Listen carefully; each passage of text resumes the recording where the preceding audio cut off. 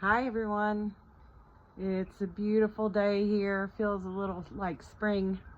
But I'm still actually kind of grumpy. So I thought I'd go ahead and do day 6 since I'm grumpy anyway. So yes, day 6 I'm back at the hospital, right? After my overnight at my house, relaxing in my own bed. And I'm greeted with the information that Ben must have his MRI before he can be involuntarily committed into the psych ward, which is just like one building over, is what I understand. So, you know, again, they're just saying this is the way it's going to be. And guess what? Since he can't get into the MRI for 30 minutes and be still, he has to have an anesthesiologist help him with that. And the anesthesiologists are not available for 4 days. Yay. So, yeah, basically we are to hang around in the hospital and wait for the anesthesiologist to be able to give him what he needs to be able to sleep through that MRI. Now, MRI is cool. I said to them that sounds great. What are you going to do with that information?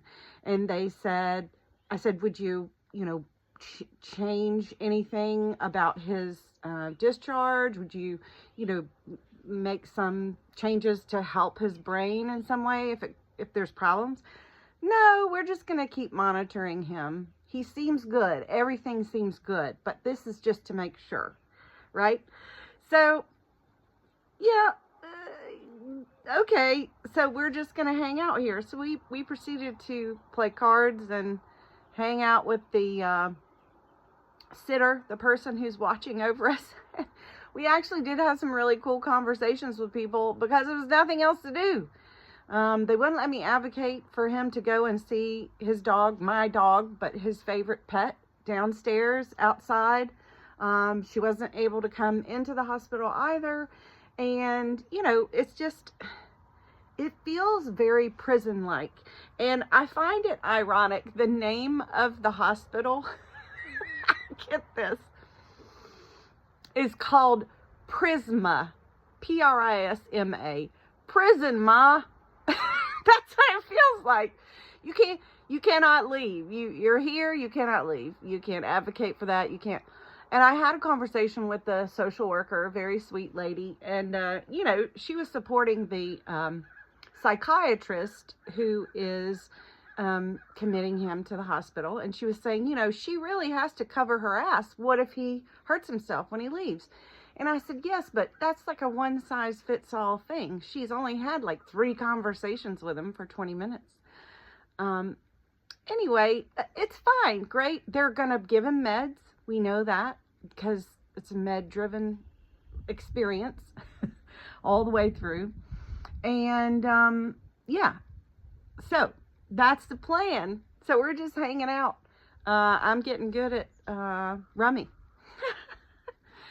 Anyway, there's lots of other things I want to share that I really tried to advocate for Ben in a lot of ways, but they kept saying, well, he's 19, he gets to decide, and I get that.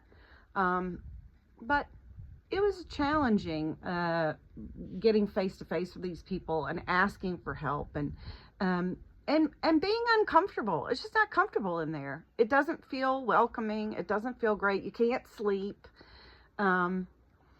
I'll tell you another story another time about not being able to sleep and how funny all the noises and everything are in the hospital. Anyway, lots of love to all of you. I'm having a gorgeous day here, and there are so many good days to be had, and lots of love.